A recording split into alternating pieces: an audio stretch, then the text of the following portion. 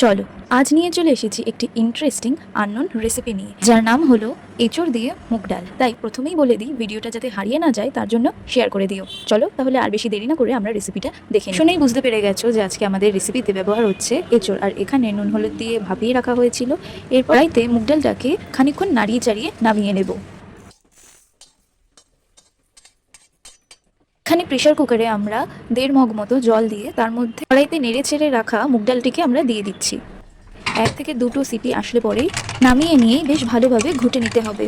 তার পাশাপাশি কড়াইতে জিরে দিয়ে আমরা বেশ ভালোভাবে নাড়িয়ে চাড়িয়ে ভাজা মশলা তৈরি করে নেব।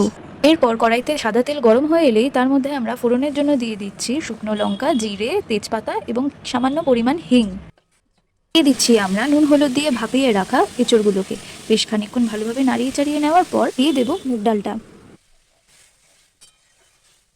বেশ খানিকক্ষণ ভালোভাবে নাড়িয়ে চাড়িয়ে নেওয়ার পর আমরা দিয়ে দিচ্ছি উপর দিয়ে কাঁচা লঙ্কা, স্বাদ মতো নুন, পরিমাণ মতো হলুদ। তারপর আমরা স্বাদ ব্যালেন্সের জন্য দিয়ে দিচ্ছি চিনি আর দিয়ে দিচ্ছি ভাজা জিরের গুঁড়ো। আর নামানোর আগে উপর দিয়ে ঘি ছড়িয়ে গরম ভাতের সাথে পরিবেশন করুন আমাদের আজকের এই রেসিপি এঁচড় দিয়ে মুগ ডাল। চটজলদি তোমরা লাইক কমেন্টের সাথে জানিয়ে দাও আমাদের এই রেসিপিটি তোমাদের কিরকম লাগলো। কমেন্টের সাথে জানাতেও পারো যে কারা কারা এই রেসিপিটা জানতে। আজ এই পর্যন্তই, দেখা হচ্ছে নতুন একটি ভিডিওতে নতুন রেসিপির সাথে। ততক্ষণ ভালো থাকুন, সুস্থ থাকুন, নমস্কার।